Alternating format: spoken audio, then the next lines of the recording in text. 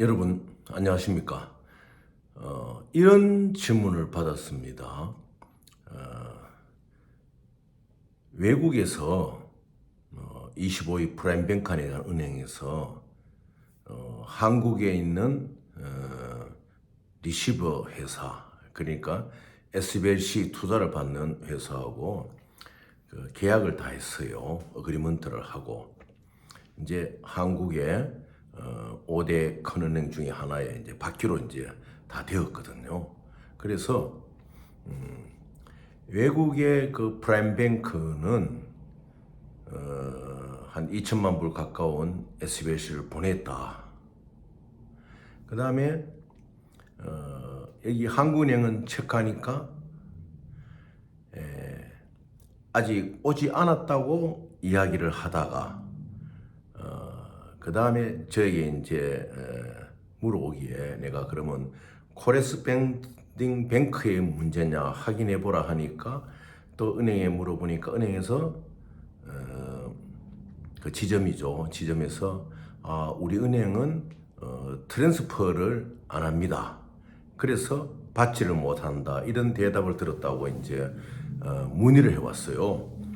그래서 이게 전체적으로 이런 SBLC를 다루는데 우리에게 공통된 문제라서 제가 이제 말씀을 드리는데, 아마 그러면 거기에는 어그리먼트 상의 문제점이 있을 것이다. 이제 제가 보고 체크를 해보니까 아니나 다를까 그 외국의 프라임 뱅크하고 어그리먼트 계약을 할 때 RWA를 한국은행이 해주는 그 드라프트가 그 NX, 그러니까 이쪽에서 계약서 내용대로 보내줘야 될 문서에 그 드라프트가 있어요. 텍스트가 한마디로 ready, willing, available.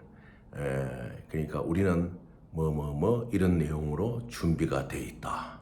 그래서 그 내용을 이제 영문으로 된 내용을 체크해 보면은 본은행은 한국에 있는 이 회사 어디에 주소를 둔 대표가 누구인 회사에 대하여 SBLC를 보낸다면 우리 은행이 관리하고 책임지고, 그리고 이 회사는 이러한 것을 받을 얼마나 그 캐파빌리가 있다. 그래서 뱅크 오피서가 이제 사인을 하는 거예요.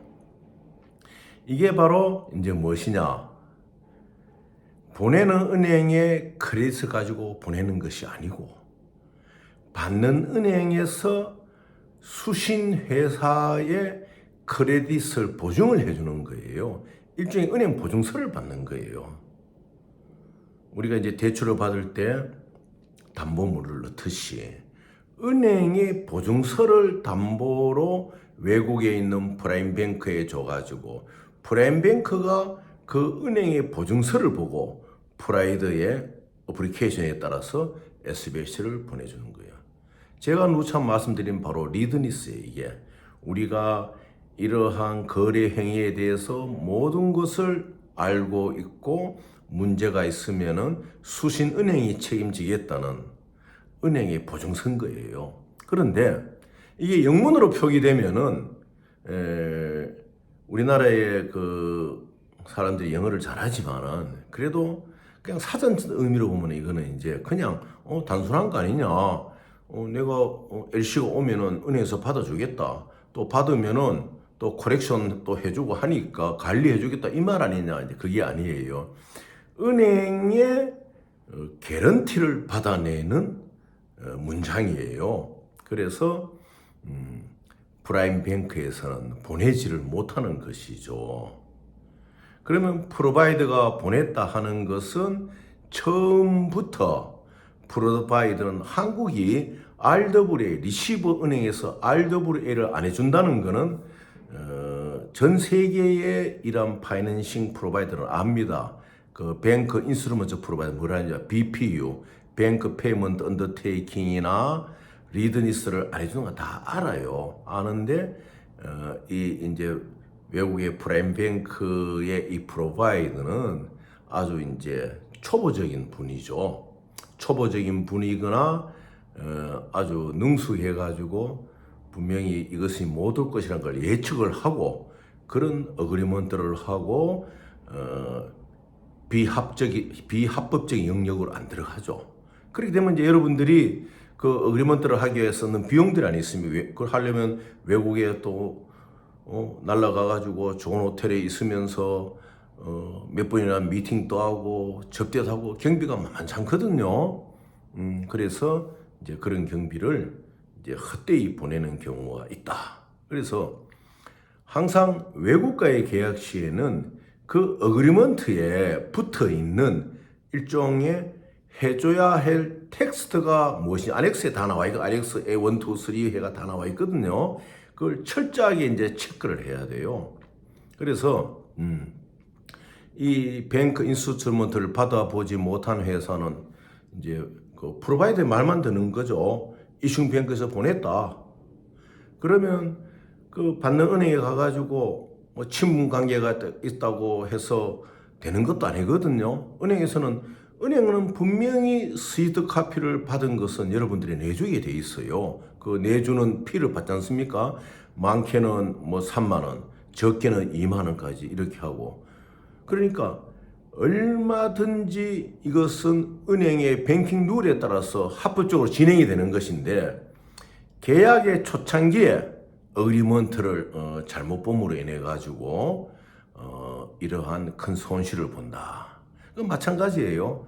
외국과 무역을 할 때에 외국의 상대가 나와 이 프로덕트 수출하려는 물건, 수입하려는 물건에 대해서 이 계약서에 사인을 하면은 이 계약의 행위가 잘못되었을 경우에 전적인 책임을 질 수 있는 카운터 시그네이처냐, 상대 사인자냐 이런 것들을 여러분들이 면밀히 살펴야 됩니다. 왜냐? 각 나라의 상법이 틀리고 회사를 세우는 파운드하는 방법, 회사를 세우는 방법이라든지 이런 것이 다 다르기 때문에 아주 주의해서 살펴봐야 됩니다. 그래서 왕왕 스위트를 샌더가 보냈는데 리시빙 뱅크에서 너 리시버 은행이 캐퍼빌티가 약해가지고 우리가 안 받는다든지 그런 건 전혀 없어요. 다만 이게 하나 있어요. 무엇이냐? 여러분들이 그 잘못된 서류 오지도 않았는데 그 샌더가 보내주는 카피를 들고 자기가 왔는 줄이 이제 자기 최면에 걸리죠. 그래가지고 뭐 사회적인 지위가 있고 자기가 좀 뭐 말이라도 좀 세게 할 줄 아는 사람들과 은행에 가서 막 큰 소리 막 치잖아요. 내 파트너가 보냈다는데 왜 안 왔느냐? 당신들 내 업무 방해하는 거 아니냐? 하고 막 큰 소리 칩니다. 그러면 그것이 다 무엇으로 남느냐? 레코드가 다 돼요. 그래서 은행에 따라서는 어드미니스트레이티브 게스트, 클라이언트로 딱 분류를 해버려요. 그러면은 일종의 블랙리스트에 오르는 거죠. 여러분들은 모르죠. 은행 간에는 공유할 수가 있어요. 또 이제 그 어떠한 그러한 상황에 따라 가지고 공유되는 다른 은행에도 공유되는 블랙리스트가 있고 그 은행에만 쓰여지는 것이 있고 이제 여러 가지 기준이 아니겠습니까?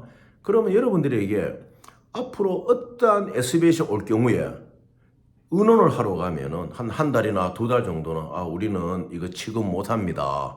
이렇게 이야기를 합니다. 그거는 은행이 합법적인 거거든요. 왜? 상대방에게 당신이 우리 은행의 블랙리스트 대상자입니다. 아니면 어드미니스트레이션 대상자입니다. 이런 말을 할 의무는 없는 거예요. 은행이 우리는 취급하지 않습니다. 그렇게 되면 이제 경험 있는 사람들 알잖아요. 내가 은행과의 거래 속에서 은행이 뭐 오해하는 게 있구나. 그러면 그것을 이제 그 담당자고 앉아가지고 제대로 풀어나가든지 아니면은 큰 소리를 치지 말고 참아야 돼요. 이제 그러게 이제 있는데 주로 이제 여러분들이 잘 오판하는 것이 뭐냐면은 샌더가 보냈다. 내 리시빙 뱅크에서는 안 받았다. 그러면은 샌더 쪽에 무슨 문제가 있느냐? 아니면 샌더하고 내하고 계약에는 계약상의 문제가 있어가지고 샌더가 나를 기피할 수 있느냐? 이런 것을 챙겨야 됩니다. 무조건 리시빙 뱅크 가가지고 뭐 팀장을 안다, 은행의 고위 간부를 안다고 해서 그건 그리 접근하면 안 돼요. 이런 머니라든지 파이낸싱에 관한 것은 누구를 안다고 중요한 것이야. 도리어 안다는 것이 여러분들이 부메랑이 될 수가 있어요. 그래서 담당자부터 만나가지고 차근차근 설명하고 그렇게 가야 된다. 그래서 오늘 말씀드린 중점은 SBLC에서 빠지기 쉬운 함정이에요. 그러니까 어그리먼트 상에 내가 이거 리드니스적인 텍스트가 있느냐 없느냐. 결단코 한국에서는 RW를 안 해줍니다.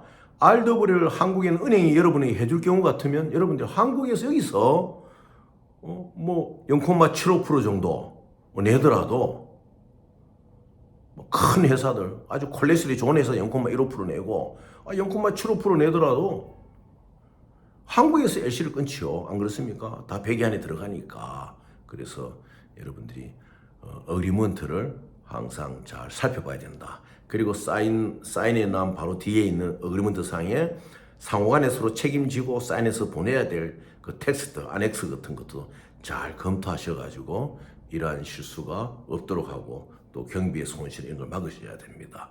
여러분 감사합니다.